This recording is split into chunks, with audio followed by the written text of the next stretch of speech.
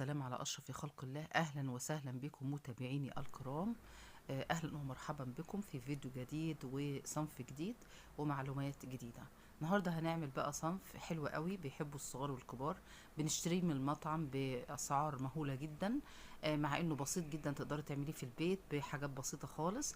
وهنعمل منه وجبة غذائية كاملة مع طبق سلطة او سلطة طحينة او سلطة خضراء، وهتاكلي احلى وجبة غذائية كاملة في العناصر الغذائية، وكمان سعرها على قد ايدك وبسيطة جدا، وهتأكلي ولادك بروتين، وفي نفس الوقت كمان يصلح جدا للعزومات وللموائد والبوفيهات المفتوحة. زي ما احنا شايفين مع بعض هنعمل معاه طبق من الخضار السوتيه، او اللي هو ني في ني مع بعض كده، مجموعة خضار متوفرة عندك، مع طبق من الرز، مع سلطة خضراء او سلطة طحينة، وهتاكلي احلى وجبة.